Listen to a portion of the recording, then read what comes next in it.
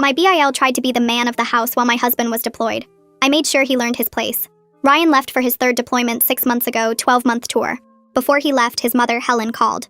Derek needs a place to stay. His divorce is messy. Since Ryan won't be there, Derek can help with the house. A man around will be good for security. I didn't need security. I'm a former Marine myself. Did 2 tours in Afghanistan before getting out to start our family. But Helen insisted, and Ryan thought it would make his mom happy. Derek moved into our garage apartment the week after Ryan deployed. The first week was fine. He kept to himself, went to work, and came home late. Then he started inserting himself. The garbage goes out on Tuesday nights, not Wednesday mornings, he announced, moving my cans. Ryan always did it at night. I prefer mornings, I said. He moved them anyway. Next came the lawn. I'd hired a service since Ryan left. Derek canceled it. Waste of money. I'll do it. But he only mowed when he felt like it, letting it grow too long, making the HOA send warnings. You're making Ryan look bad, he said, as if the warnings weren't his fault. Then the groceries. I'd come home to find my fridge reorganized. Vegetables go in the crisper, not on the shelf, he'd lecture. And why are you buying name brand? The store brand is cheaper. Ryan wouldn't waste money like this. The bills were next. He started collecting mail, opening anything that looked official. Just making sure nothing important gets missed, he said. You know how women can be with finances. I'm an accountant. I manage $3 million in assets for my firm. But sure, I needed Derek to explain electricity bills. 2 months in, things escalated. I came home to find him in Ryan's office on Ryan's computer, just organizing files, he said. Ryan asked me to keep an eye on things. Ryan did not ask that. I called Ryan that night on video chat, told him about Derek. Ryan was furious but stuck overseas. I'll talk to him, he promised. But Derek didn't have international calls set up, so Ryan called Helen instead. Asking her to talk to Derek, Helen called me instead. Don't be difficult, she said. Derek's helping you. A woman alone needs guidance. Ryan would want his brother protecting you. Protecting. That's what she called it. 3 months in, our neighbor Joan mentioned something odd. Your brother-in-law is very devoted, and it told us at the block party he's basically running 2 households now. Said you're struggling without Ryan, that he's had to take over everything.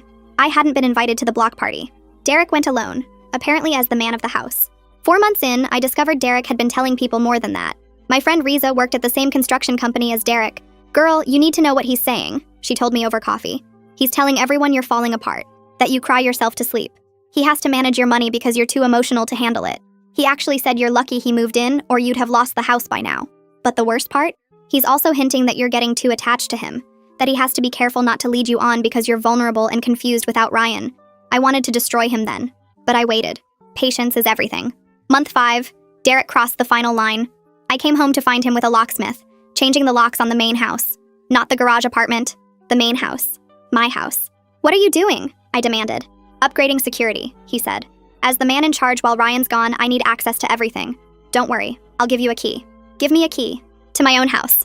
The locksmith looked uncomfortable. Ma'am, is this your property? Yes, I said.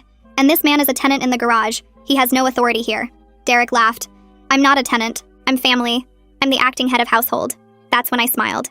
Perfect, then you won't mind the household meeting I've called for tonight. Derek looked confused but shrugged. Whatever makes you feel involved. That evening I invited Helen, Ryan's other brother Paul, his sister Lisa, and Derek's ex-wife Tanya. Yes, Tanya. We'd become friends. Derek had no idea. Everyone gathered in my living room. Derek sat in Ryan's chair like he owned it. Thanks for coming, I began. I wanted to discuss the household situation while Ryan's deployed. Helen nodded approvingly. Good idea. Derek's been doing so much. He has, I agreed. In fact, he's been so involved I thought everyone should know exactly what he's been up to. I pulled out my laptop. I opened the laptop and connected it to the TV mounted on the wall. Derek shifted in Ryan's chair, still looking relaxed. Helen sat forward, ready to hear about all the helpful things her son had been doing. The first slide appeared on the screen, a spreadsheet filled with dates, times, and specific incidents. Column headers read, date, violation, evidence type, and impact. The first entry showed the garbage cans incident from week 2, complete with a photo timestamp. Derek's name appeared next to each row. I watched his face as he scanned the screen. His smirk faded when he reached the entries about the text messages. Screenshots showed his exact words to 3 different neighbors. The messages painted me as incompetent and emotional. One message claimed I called him crying about bills I couldn't understand. Another said I begged him to take over the lawn care because I was too overwhelmed. All lies, all documented. Helen started to speak, but I clicked to the next slide. Ring doorbell footage filled the screen. The timestamp showed last Tuesday afternoon. Derek walked up to my front porch, checked over his shoulder, then opened the mailbox. He pulled out a stack of letters and flipped through them. 3 envelopes went into his jacket pocket. The rest he carried inside. The next clip showed him coming back out 20 minutes later. He walked directly to the recycling bin and dropped something inside. I'd retrieved those letters from the recycling later that day. 2 were from my bank. 1 was a personal letter from my sister, all addressed to me, all opened by Derek. Paul leaned forward in his seat. His jaw tightened as he watched his brother casually steal my mail. Lisa pulled out her phone without saying anything. Tanya spoke up from her spot near the window. She'd been quiet until now, just watching Derek squirm. Her voice came out steady and calm. She'd seen all this before. She told everyone that Derek did the same things during their marriage. He insisted on opening all the mail, even letters from her family. He reorganized the kitchen without asking, then got angry when she couldn't find anything. He canceled her gym membership and told people she was wasting money on vanity. He controlled every household decision by claiming he knew better. When she pushed back, he told her family she was being difficult and emotional. The pattern was identical. I clicked to the next slide. Documentation of the lawn service cancellation appeared. The email Derek sent to the company came from my email account. He'd accessed my computer while I was at work. The cancellation notice was dated 3 weeks after Ryan deployed. Below that, I'd included the HOA violation notices. 4 warnings over 2 months about grass height exceeding community standards. Each notice addressed to me as the homeowner. At the bottom of the slide, photos showed the overgrown lawn at various stages. The final photo showed Derek mowing, but only the front yard, leaving the back completely untouched. Lisa's fingers moved across her phone screen. She was taking notes, her lawyer brain recognizing deliberate sabotage. The lawn service had cost $120 monthly. The HOA fines totaled $350. Derek's selective maintenance created problems he then blamed on me. The next slide showed text message screenshots between Derek and his co-workers. I'd gotten these from Riza, who'd been disturbed enough to forward them to me. The messages were explicit. Derek wrote that he was teaching me my place. Another message said he was showing me what a real man does around the house. A third claimed I needed to learn that women can't handle things without male guidance. He'd written that Ryan asked him to straighten me out while he was deployed. That last part was a complete lie. Helen's face went pale as she read her son's words. Her hand moved to her mouth. This wasn't helping. This was a systematic campaign to undermine me in my own home. The evidence kept mounting. I pulled up Joan's written statement next. She'd provided a detailed account of the block party from last month. Derek had introduced himself as the man of the house. He told neighbors I was having trouble adjusting to Ryan's absence. He claimed I had emotional breakdowns at night. He said he had to take over the bills because I was too upset to handle them properly. Joan wrote that she found it strange because she'd seen me leaving for work every morning, always professional and composed. She'd also noticed I was never invited to these neighborhood events that Derek attended alone. Paul turned to look directly at Derek, and he asked if Derek actually said those things to the neighbors. Derek opened his mouth, but nothing came out. His silence confirmed everything. The confident posture he'd held at the start of the meeting was gone. He slouched in Ryan's chair, no longer meeting anyone's eyes. Tanya added more context. She explained that Derek told similar lies about her to her own family during their marriage. He isolated her from her support systems by painting her as unstable and irrational. Her own mother started questioning her competence because of Derek's constant stories. It's textbook controlling behavior. Tanya had been documenting his patterns since their separation. Her lawyer needed the evidence for the divorce proceedings. She recognized immediately what Derek was doing to me because she'd lived through the same treatment. The financial records came next. I'd prepared a comprehensive breakdown of every bill paid during Ryan's deployment: mortgage, utilities, insurance, property taxes, all paid on time. The account balances showed steady growth. I'd actually increased our savings by $800 monthly through careful budgeting. My professional financial management was flawless. Yet Derek had told multiple people at his construction company that I was mismanaging money. He claimed he had to step in to prevent financial disaster. He said I was making emotional purchases and forgetting to pay important bills. Riza had heard him tell their supervisor that he was essentially supporting me financially. All lies, all disproven by the records on screen. Helen tried to argue. She said Derek was just trying to help. Maybe his approach was wrong, but he meant well. Lisa cut her off before she could finish. Her voice was sharp and clear, meaning well doesn't excuse lying to the entire neighborhood. It doesn't justify attempting to take control of someone else's property. Intent doesn't matter when the actions cause real harm. Lisa gestured at the screen, at all the documented violations. This wasn't help. This was systematic manipulation and control. The final piece of evidence was the security footage from earlier today. The video showed Derek standing with the locksmith at my front door. The audio was clear. Derek instructed the locksmith to change all the locks on the main house. He stated he needed access to everything as the acting head of household. The locksmith asked if I knew about this work. Derek said I'd authorized it, but I was at work. The locksmith looked uncomfortable but continued working until I arrived home. The video showed my confrontation with Derek, his claim that he was family and had authority. The locksmith's body language showed his discomfort as Derek insisted he had the right to control access to my house. The room stayed silent as the video ended. I clicked to the next slide. Paul leaned forward in his chair. His face changed as he looked at Derek. He asked what the hell Derek was thinking trying to lock me out of my own house. Derek's mouth opened, but nothing came out right away. He shifted in Ryan's chair. He said something about security upgrades being standard. He said it was just making sure everything was protected. Paul cut him off. He pointed at the screen showing the locksmith footage. He said security upgrades don't involve removing the homeowner's access. He said that's called locking someone out. Derek tried to explain that he needed keys to everything. He said it was about being able to respond to emergencies. Paul asked what emergencies Derek thought he'd need to handle inside my house without me knowing. Derek had no answer. The room stayed quiet for a moment. Then Tanya spoke up.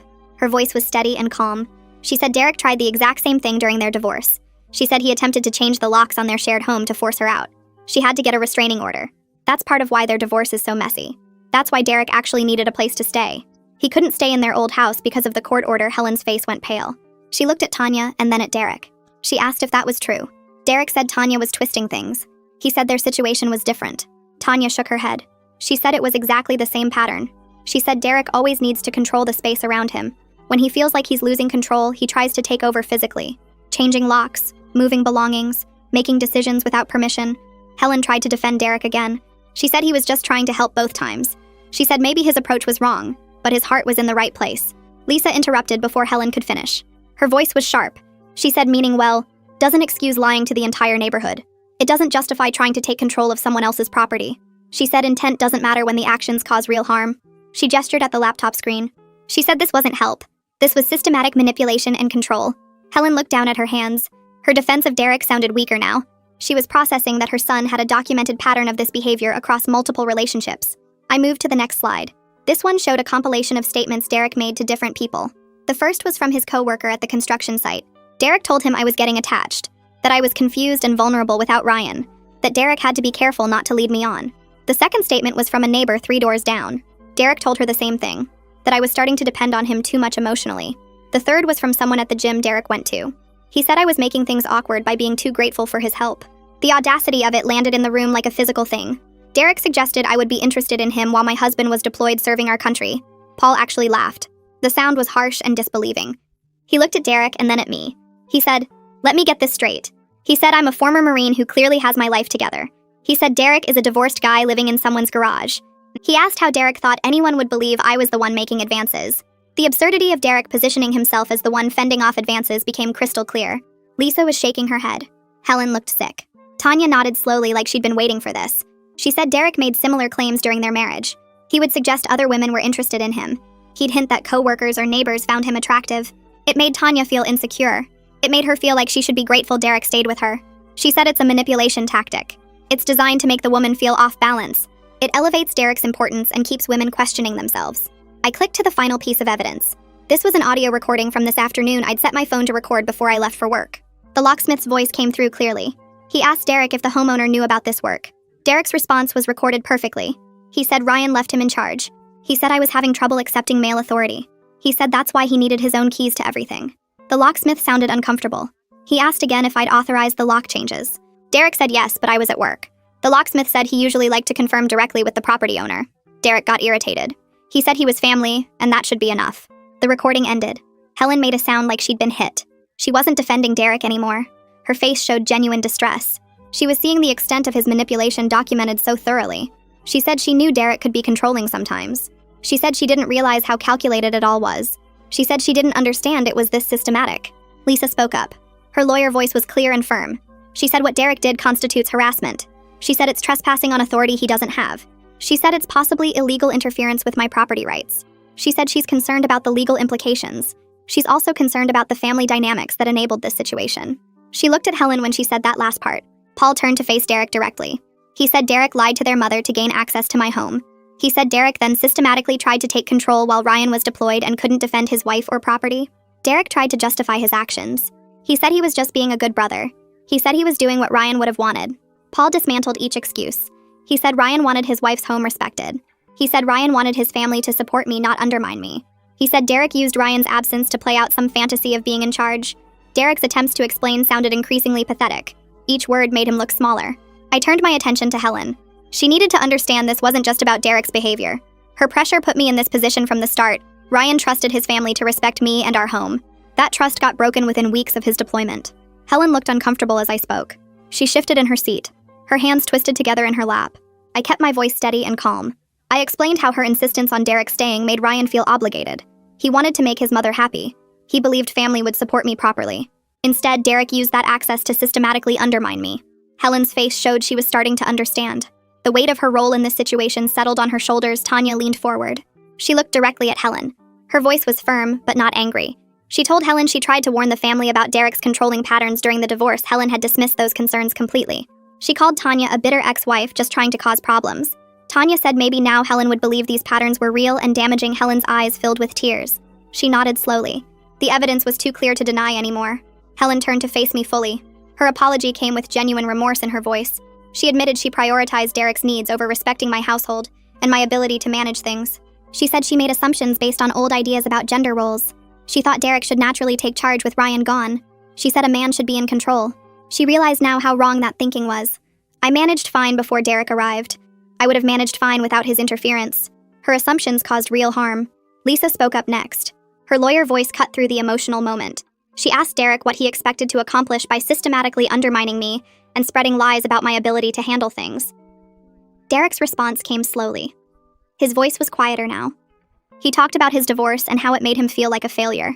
He needed to feel like he was in control of something after his life fell apart. He thought helping me would prove he was still capable, still needed. Lisa listened, but her expression didn't soften. Paul jumped in before Derek could say more. He told Derek that feeling bad about his divorce didn't excuse trying to take over someone else's life, especially when that person was family who gave him a place to stay during his crisis. Paul's voice got harder. He said the betrayal of using Ryan's deployment as an opportunity to assert control was disgusting. Ryan was overseas serving the country. Derek repaid that sacrifice by disrespecting Ryan's wife and home. The room went quiet for a moment. I let the silence sit there. Then I made my announcement. Derek needed to be out of the garage apartment by the end of the week. I would be changing all locks and security codes once he left. No one would have access to my property without my explicit permission. Helen didn't argue. She just nodded. She recognized that Derek had burned this bridge completely. There was no coming back from what he'd done. Tanya offered to help Derek find another place to stay. Her tone made it clear this wasn't kindness. She wanted to make sure he actually left and didn't create more problems. She explained she'd learned that clear boundaries and follow-through were necessary with Derek's personality type. You had to see things through completely, or he'd find ways to worm back in. Lisa volunteered to draft a formal agreement about Derek's move-out terms. She wanted no confusion or room for Derek to claim he had rights to stay longer. Paul agreed to physically help Derek move his stuff. He'd make sure it happened on schedule, no delays or excuses. The family was taking concrete action to fix the situation they'd helped create. Helen asked if she could help repair the damage Derek caused. She offered to contact neighbors and correct the false stories he spread about me. I appreciated the offer, but I told her I'd handle my own reputation. I could speak for myself, though she could certainly stop making excuses for Derek's behavior going forward. That would be the most helpful thing. Helen agreed. She said she would stop enabling him. Derek finally spoke up to defend himself. He claimed he was just trying to help. I was overreacting to normal family support. He made it sound like I was being unreasonable about standard brotherly concern. The room's response was immediate and unified. Paul shook his head in disbelief. Lisa actually laughed at the audacity. Tanya's expression showed she'd heard this exact defense before. Helen looked at her son with disappointment. Nobody was buying Derek's attempt to reframe systematic boundary violations as helpful family support. The evidence laid out too clearly what he'd actually done. Tanya made a sound that wasn't quite a laugh, more like air being forced out through her teeth. She looked at Derek with an expression I recognized from my own mirror lately. The kind of tired that comes from dealing with the same nonsense over and over. She told him he used those exact words with her. Just trying to help. That's what he said when he took over her bank accounts. When he started opening her mail. When he told her friends she was too emotional to handle basic decisions. She leaned forward in her chair and spoke directly to him. Until he stopped pretending he was helping and admitted he just wanted control, he'd keep doing this to every woman in his life. The pattern wouldn't stop on its own. I added my own piece to that. Told Derek that if he'd actually wanted to help me, he could have asked what I needed. Simple question. How can I support you while Ryan's gone? Instead, he decided he knew better than me how to run my own household. He never once considered that I might be capable of managing my life. His whole approach showed what he really thought about women handling things without male supervision. The assumption that I needed managing said everything about his actual beliefs. Paul jumped in before Derek could respond. He pointed out that Derek never asked how I was doing, never offered emotional support or checked if I needed anything. He just started taking over like my ability to function was automatically questionable. That wasn't help. That was a power grab wearing a family concern costume. Paul's voice got harder. He said the whole thing was disgusting. Ryan was overseas serving the country, and Derek used that absence as an opportunity to disrespect Ryan's wife and home. Helen spoke up then. Her voice was quieter than before. She admitted she shared some of the blame here. She told Derek that a woman alone needs guidance. Those were her exact words to him. She gave him permission to see me as someone who needed his management instead of as a capable adult. She recognized now how her traditional attitudes about gender roles enabled Derek's worst instincts. She'd been raised believing men should naturally lead and women should naturally follow. But seeing Derek's behavior documented so clearly forced her to confront how damaging those beliefs could be.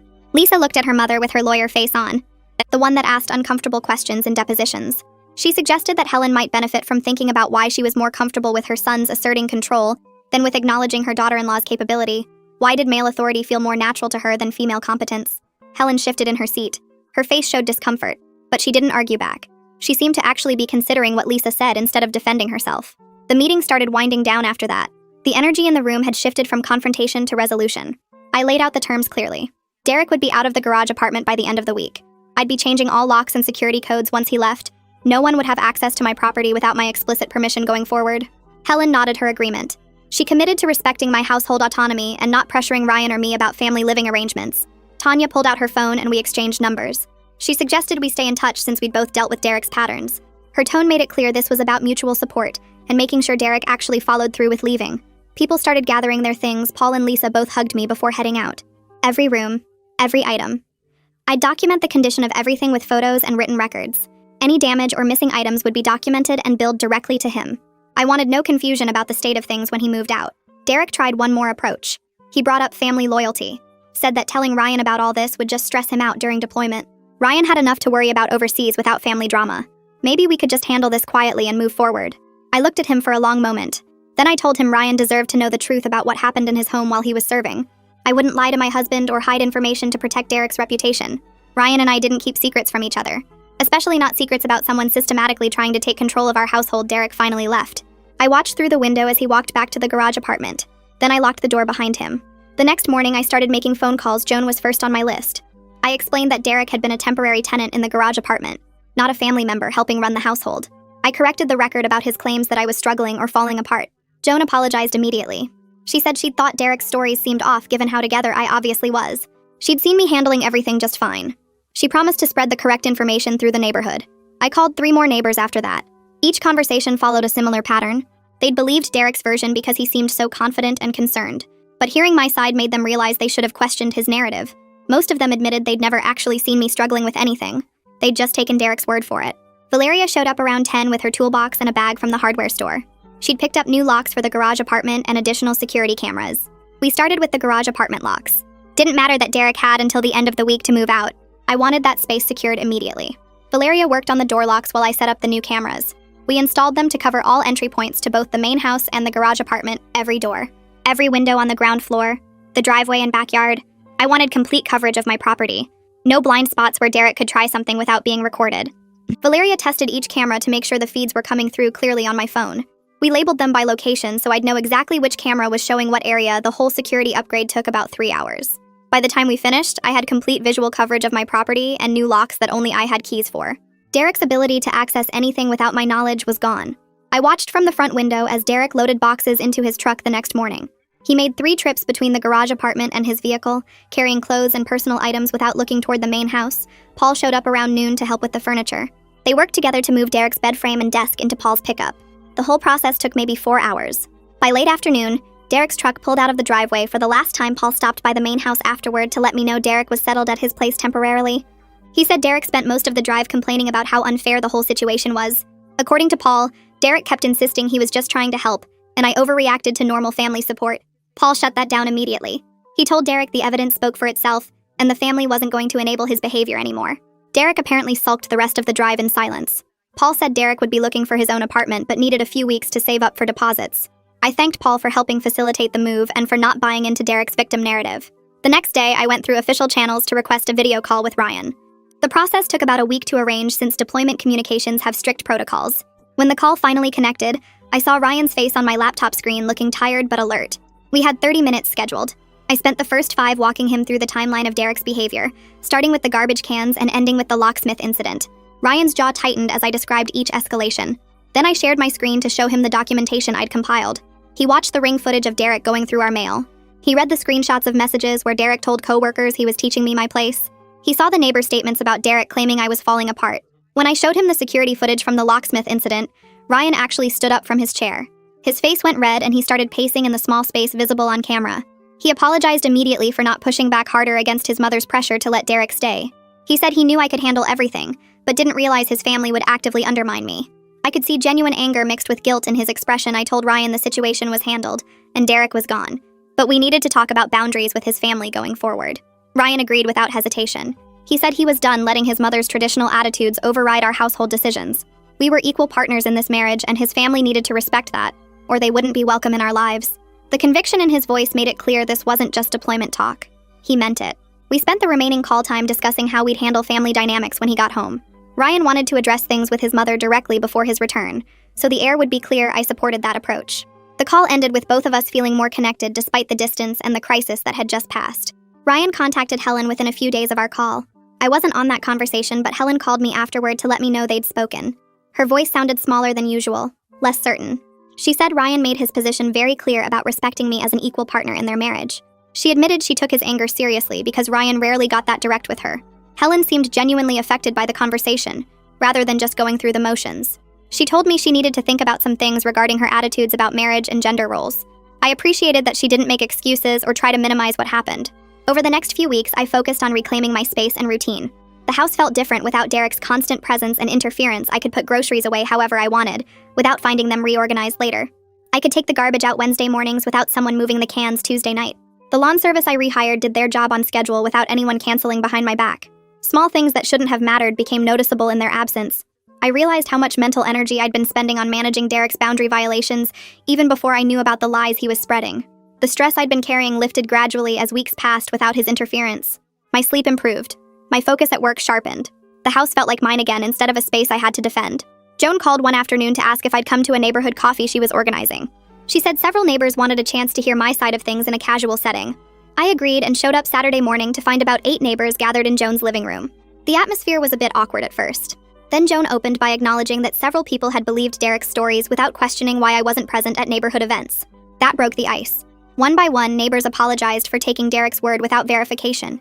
They admitted that seeing me handle everything competently should have made them question his narrative about me falling apart. A few mentioned they'd thought it was odd that Derek spoke for me instead of inviting me to speak for myself. By the end of the coffee, the record felt reasonably straight. People understood Derek had been a temporary tenant who overstepped badly, not a family member helping me through a crisis. Tanya texted me the following week asking if I wanted to meet for lunch. We picked a quiet restaurant halfway between our locations. Over salads, Tanya shared more details about her marriage to Derek and the patterns she'd identified over time.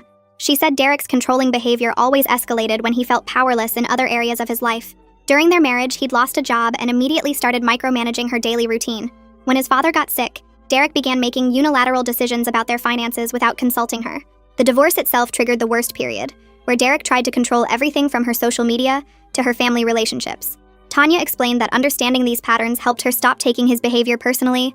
Derek wasn't targeting her specifically, or me specifically. He was responding to his own feelings of inadequacy by trying to dominate whatever situation he could access.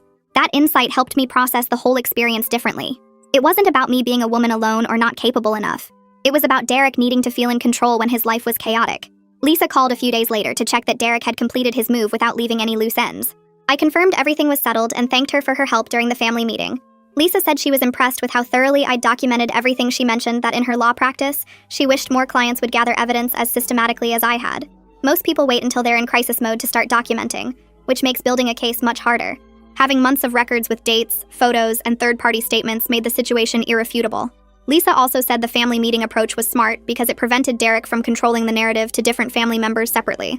Everyone heard the same information at the same time with evidence to back it up. That eliminated his ability to play people against each other or claim things were taken out of context. Helen called the following week asking if we could meet for coffee, just the two of us.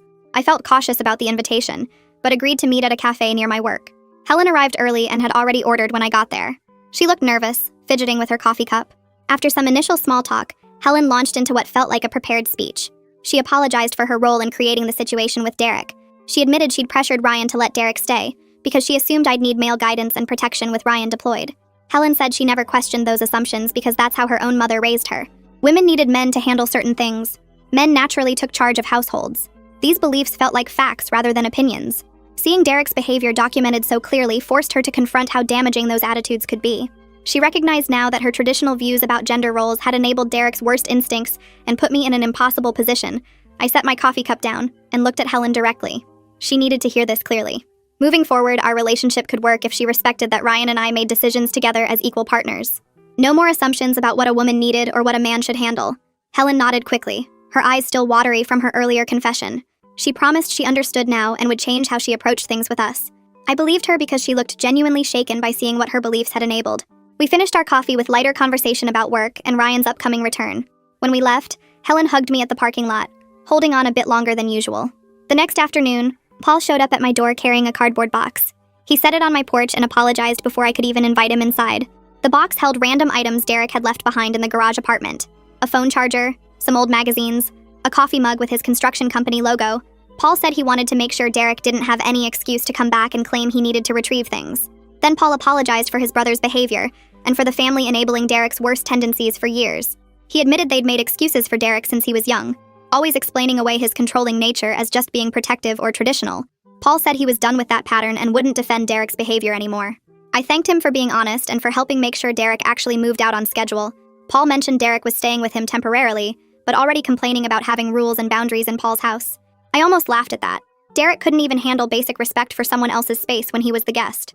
The next few months passed in a way that felt almost strange because of how peaceful everything was.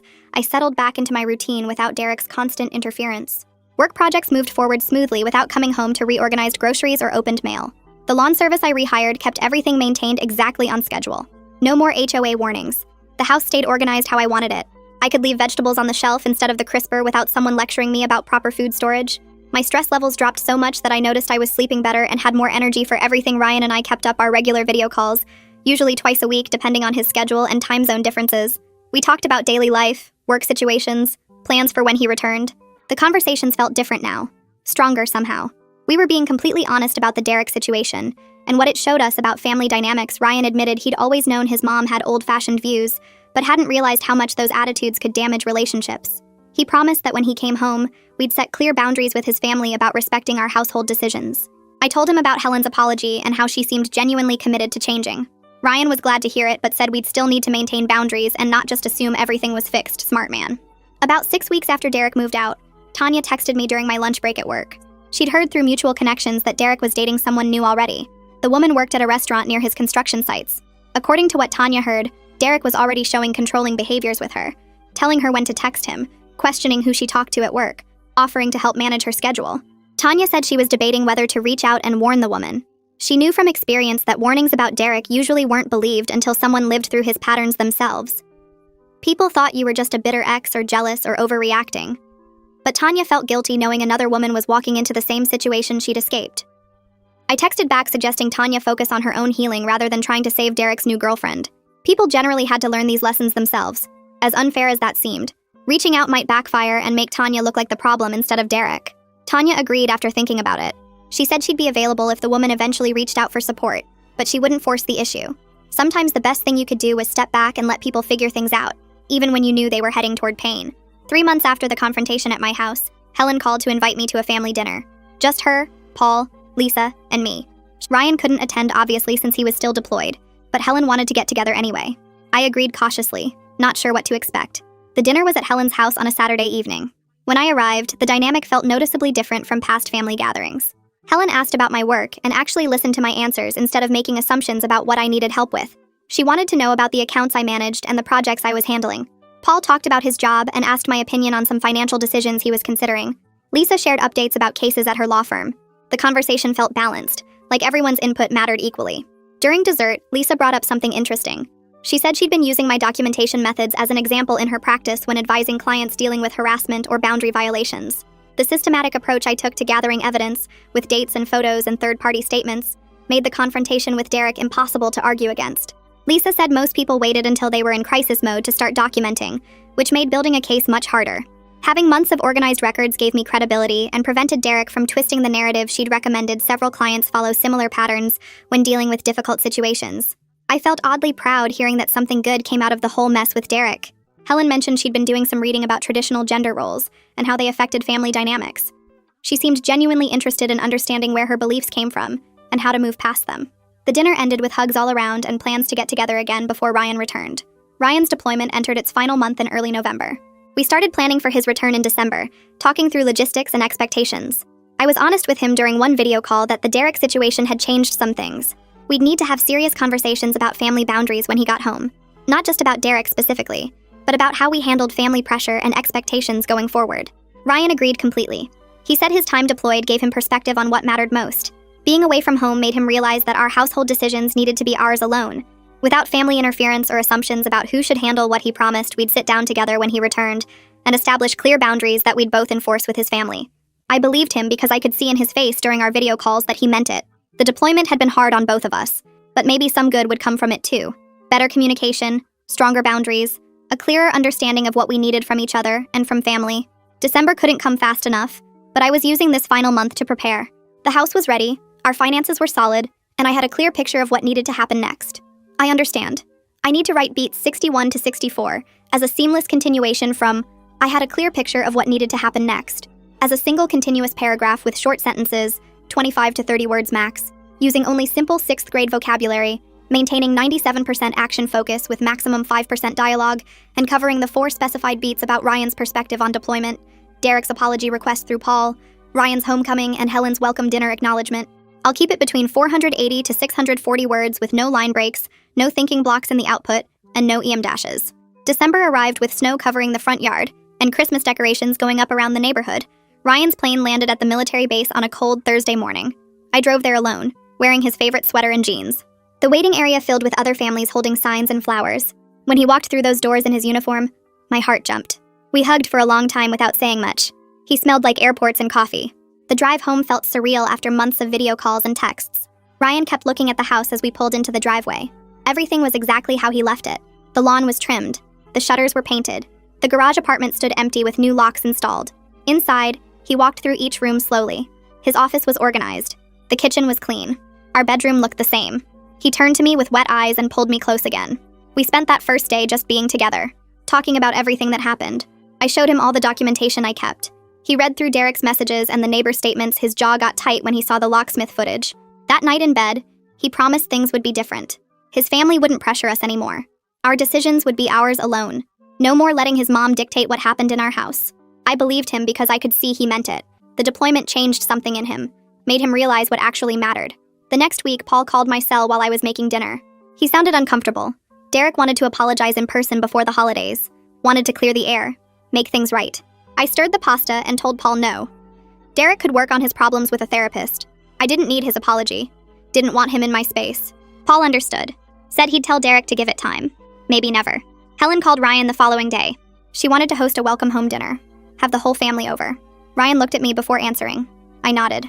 We could handle it. The dinner happened on a Saturday night at Helen's house. Paul and Lisa were already there when we arrived. The dining room table was set with her good dishes. Helen hugged Ryan for a long time. Then she turned to me.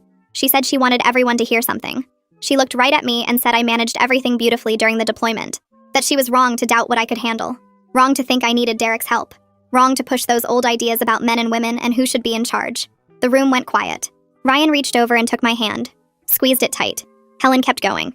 Said she was proud of how I handled everything. Proud of the home I maintained. Proud of the way I stood up for myself and for Ryan. Lisa smiled at me from across the table. Paul nodded. Ryan kept holding my hand through the whole dinner, making it clear to everyone. We were a team. Equal partners. Our house. Our rules. Our decisions. Together.